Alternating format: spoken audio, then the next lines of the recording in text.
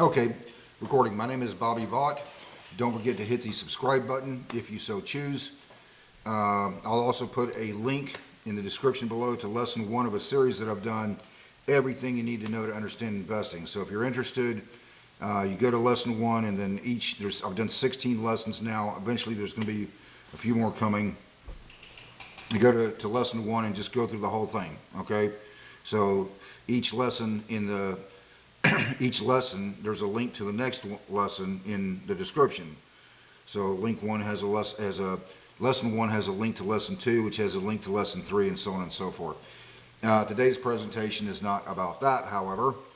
So there's 2 parts of this channel. There's the investing side, which I just mentioned, and then I also do a lot of political type commentary, which is today. So today we're just gonna go through a list of all of the times that Israel has been attacked since 1948.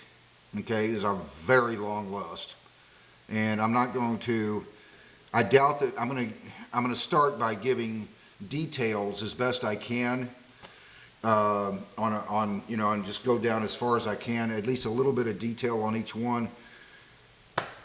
But if we went through tried to give detail on every one of these, I mean, the video would end up being way too long, and go figure. Making a video trying to detail in any amount of small detail every time that Israel has been attacked in the last 77 years would be too long of a video. Go figure.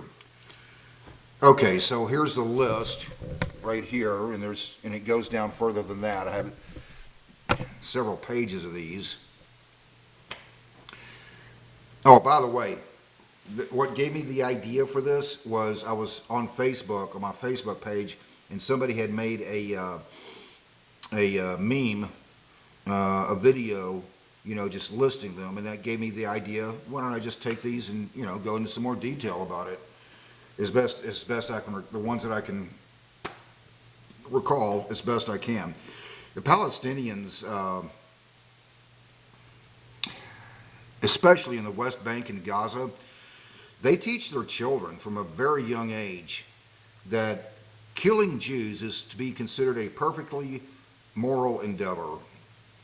If you think I'm wrong about that, we're going to look at the empirical evidence to show that, to demonstrate that, and just kind of go through these, all right? So, most of these things, not all of them, a large majority of them are not military type, attacks. It's just some civilian, a very young guy who was, convinced that, for example, doing a suicide bombing, would be doing God's work. All right, but a couple of them are outright military attacks, including the War of Independence, 1948, May 14th. So I'm going to have to go back at least a little bit before that to try to put that in historical context. So after World War I, as you know, the Ottoman Empire disintegrated. It was the British who were assigned the task of dividing up this area and deciding who would get what and so forth. And the British had what was called the Balfour Declaration. The Balfour Declaration essentially stated that the Jews were to have their homeland in the Middle East. And then the British did very little to make it happen for the next roughly 27 years or so. So most of the Jewish migrants were not, a few of them may have been, some of them may have been from England, but many of them were from other parts of Europe. But the British, literally, they would put severe limitations on the number of Jews who could migrate to the area, because the most xenophobic people in the world, the Palestinians, would riot. I mean, they would riot if if too many Jews were brought in. So this caused the British to just kind of, not do a whole lot to help Jews migrate to the area, including from, for example, Germany It's not known how many Jews may have been saved from the Holocaust had they been more Jews been allowed to migrate into the Middle East. There's no way of calculating that, but suffice to say, it was a lot. All right, so Israel becomes a country on May 14th, 1948, and were immediately attacked by 4 states: Egypt, Syria, Lebanon, and Transjordan. That was the first attempt to at Israel's enemies, their stated goal of wiping Israel off the face of the map. The first attempt to do another Holocaust. It was going to be door to door, kill every Jew they could find. All right, so here's the list, and we're just kind of go through these here as best I can. And when I sense that it's getting a little bit too long, and because who knows how long it could take to go through all these. When I sense that it's getting a little too long, then we'll just stop right there, and I'll just read the list, the rest of them. But in any event, so we advance up to the next one on the list is the 1954 Scorpions War Pass, a bus attack. 12 Israelis killed. The gunmen, as I recall, there was gunmen ambushed this bus, and they shot and killed the passengers who were trying to flee the bus, and then they continued in shooting and the remaining passengers. Okay, so 12 Israelis killed on that one. Next one on the list is the Palestinian Fedayeen, which was established. This is not a terrorist attack. I'm just kind of having to set this up. The Palestinian Fedayeen was established in 1949. Fedayeen is I don't know if I'd really call it an organization exactly. It's just but it is a concept. Fedayeen are people who Palestinian Fedayeen are people who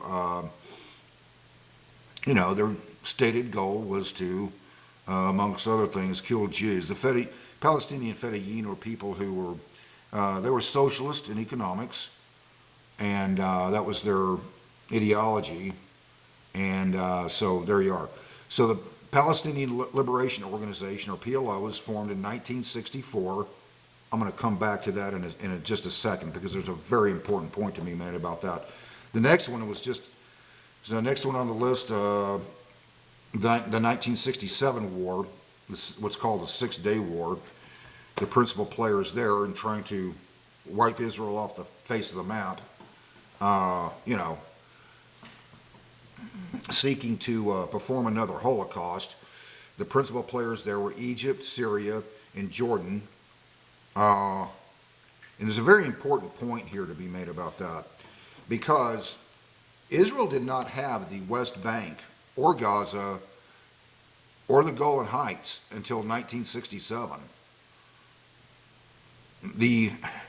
So when you hear people talk about the occupied territories, that's basically what the territory that they're referring to.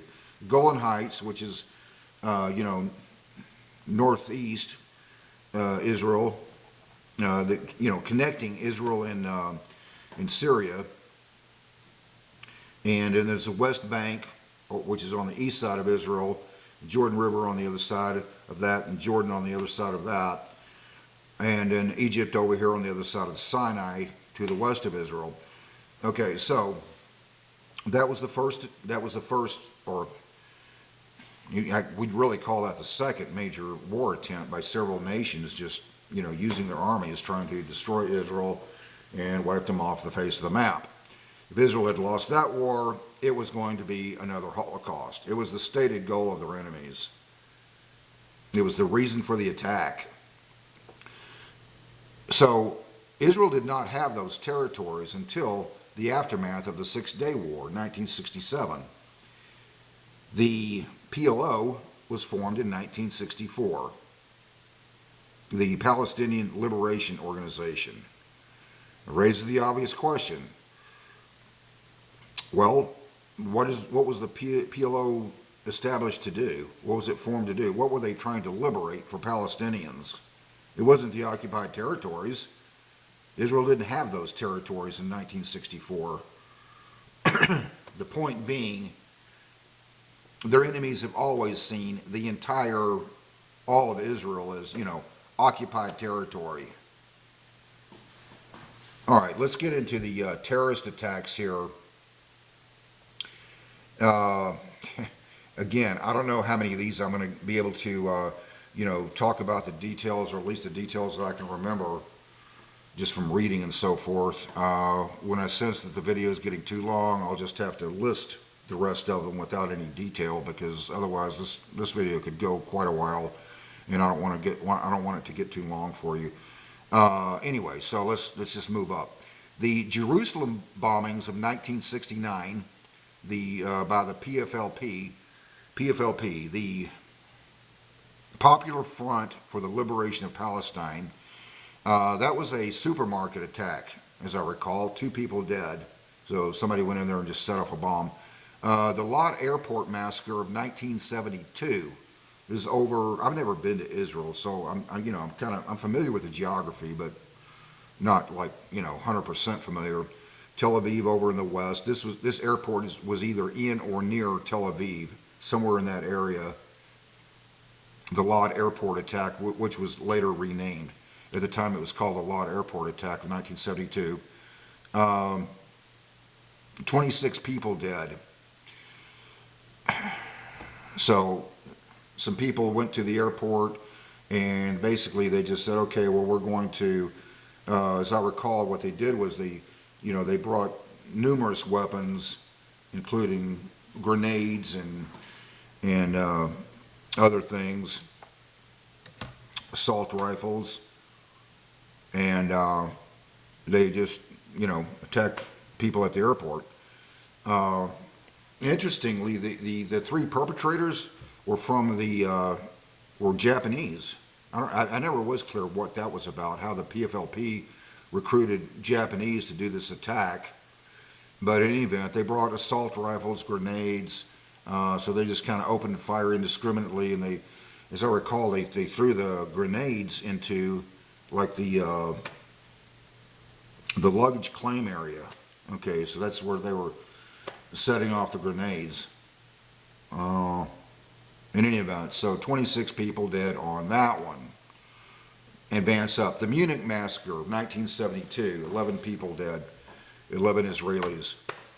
Why? Because Palestinians are taught from a very young age that killing Jews is a perfectly moral endeavor.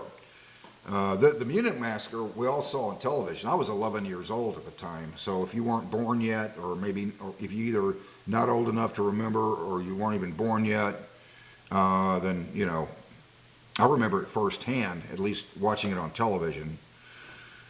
So the Munich massacre was, it was the Munich Olympics. The Olympics were being held in Munich, Germany, kind of in the southern part of Germany. And the Palestinians, they attacked the quarters where the Israelis were, staying there. The athletes were staying there in these quarters for the purpose of participating in the Olympics. And this was televised. I mean, it was big news. And so the Palestinians attacked, killed 11 Israelis, Jews. As I recall, I think one of them was a coach. Yom Kippur War of 1973, Egypt and Syria attack in a concerted effort. I mean, their armies attacked. This wasn't like Palestinian civilians trying to, commit a bombing or whatever, a terrorist attack. No, this is an all-out attack by 2 armies, Egypt and Syria, Yom Kippur War of 1973, with the purpose of accomplishing their stated goal of wiping Israel off the face of the map. Had Israel lost that war, it would have been another Holocaust. Go door to door, kill every Jew you can find. Is the catalyst for that war was the disputed territory, the West Bank and Gaza. There's, disagreements about that. Israel's enemies have always fought how would you describe it? A war of limited liability. Flip a coin. Heads I win, tails you lose. A war of limited liability. They tried to wipe Israel off the face of the map, and then when they lost the war, they simply, started demanding the territory back that they were using as a catalyst to try to destroy Israel in the first place. Let's advance up. The Coastal Road Massacre of 1978, 38 people dead, including 13 children.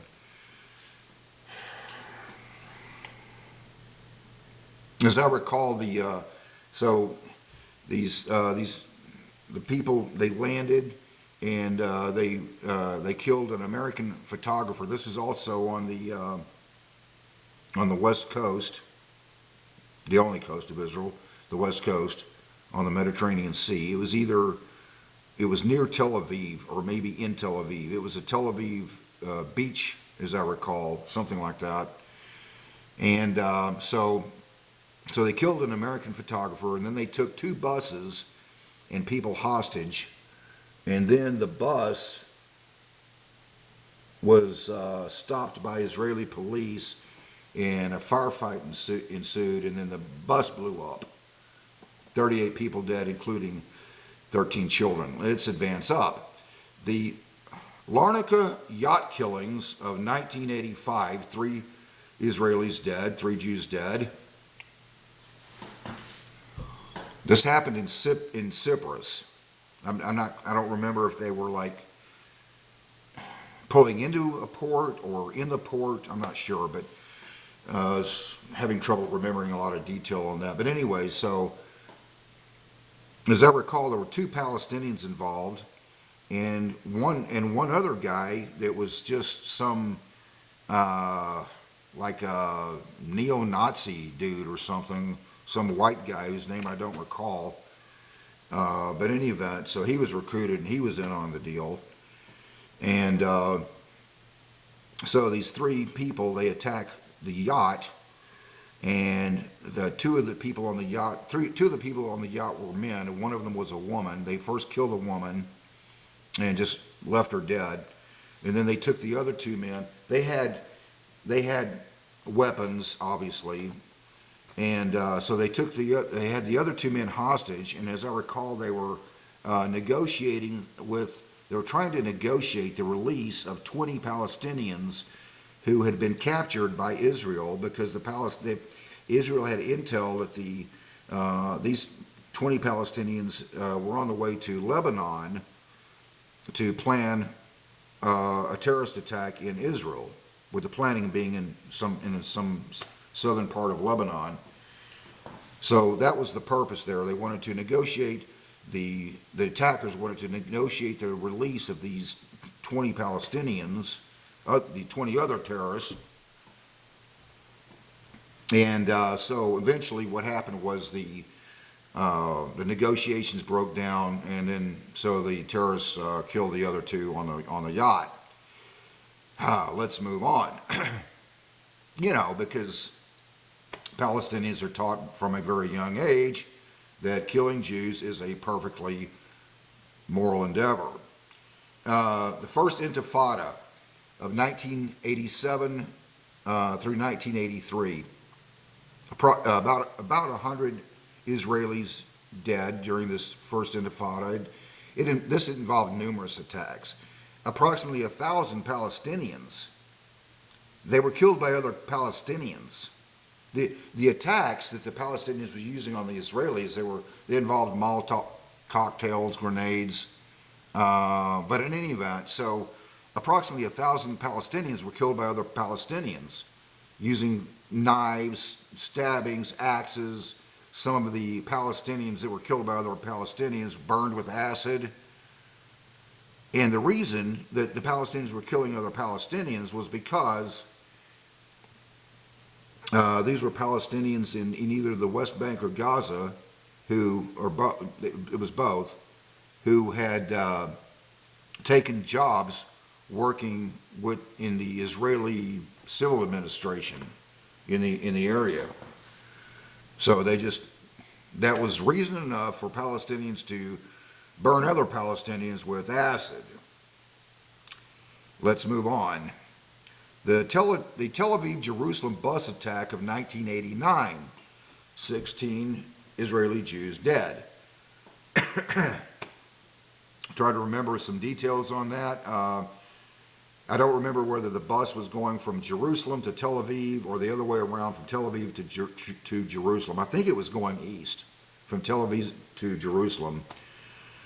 And so what happened was a Palestinian who had, been taught from a very young age that killing Jews is a perfectly moral endeavor. A Palestinian on the bus, he grabs the wheel and just, before anybody could react to what was going on, he jerks the wheel. The bus was going over a ravine, a very steep decline.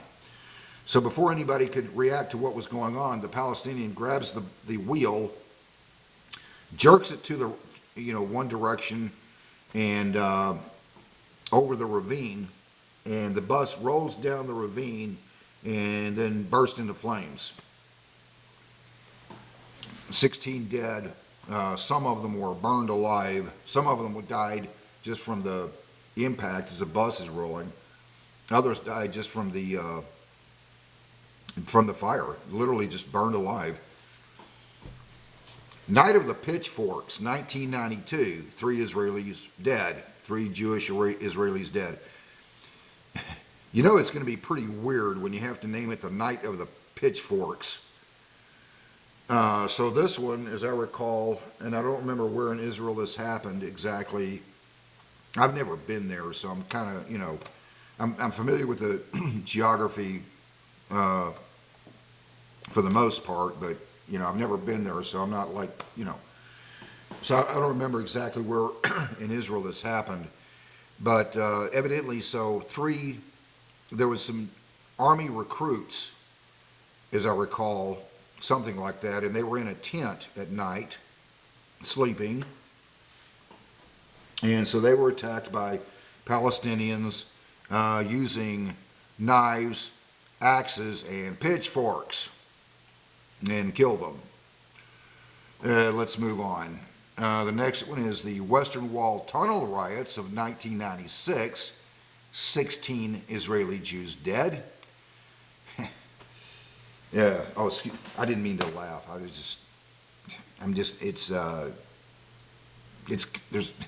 It's tragic. Okay, but I'm laughing at the sheer insanity of what happened here. I mean, just insanity.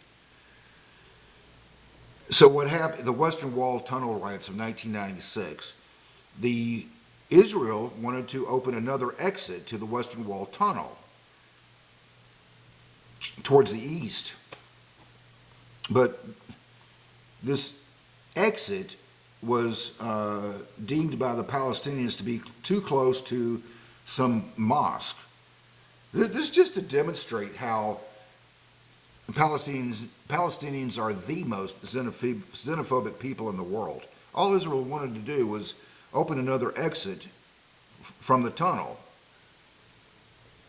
But because it was too close to a mosque, the exit, the Palestinians decided this caused 4 days, I think it was 4 or 5 days worth of riots and violence and 16 Israelis dead. Israeli Jews dead. The catalyst for that event, they wanted to open another exit to the tunnel. That was it. Second Intifada of 2000 through 2005. This included the Dolphinarium Discotheque Massacre of 2001. 21 Israeli Jews dead, including 16 were teenagers. This was a Hamas Palestinians suicide bombing. I mean, you got to gin up a lot of hatred. A lot of these were suicide bombings and the like.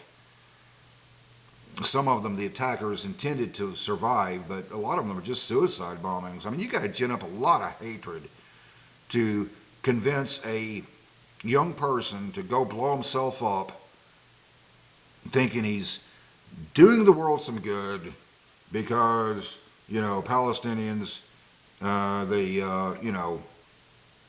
only way you could get a young person to do that would be to, convince him that killing Jews is to be considered a perfectly moral endeavor. In any event, so this was in Tel Aviv on a beach, as I recall, this disco, and the bomber went to the disco. If I recall correctly, he was not in the disco. I could be mistaken about that. I think he set the bomb off outside the disco, just outside of it, or maybe it was in the disco, I don't remember. But in any event, so he blows himself up and blows up the disco, 21 Israeli Jews, including 16 teenagers. I'm going to have to just read the list of the rest of these, because if I continued trying to give detail on every one of these, this video would go on and on and on. So I'm just going to quickly read through the list of these here. The Sbarro restaurant bombing of 2001, the Haifa bus bombing of 2001, the Passover massacre of 2002, 30 Israeli dead. Every one of these was just committed by civilians. They weren't military attacks. They were just committed by Palestinian civilians who were convinced that, very young people who were convinced that killing Jews was to be considered a perfectly moral endeavor. So the Yeshivat bombing of 2002, the Cafe Moment bombing of 2002, the Matzah restaurant bombing of 2002, 16 dead, the Yagur Junction bombing of 2002, the Rishon LeZion bombing of 2002, the Megiddo Junction bus bombing of 2002, the Pat Junction bus bombing of 2002, the Kikur Junction bombing of 2002, the Kiryat Menachem bus bombing of 2002, the Tel Aviv Central Bus Station massacre of 2003, 23 Israelis dead, the Beersheba bus bombing of 2004, the Ashdod port bombing of 2004, 10 Israeli Jews dead. As I recall, that one involved two different bombers.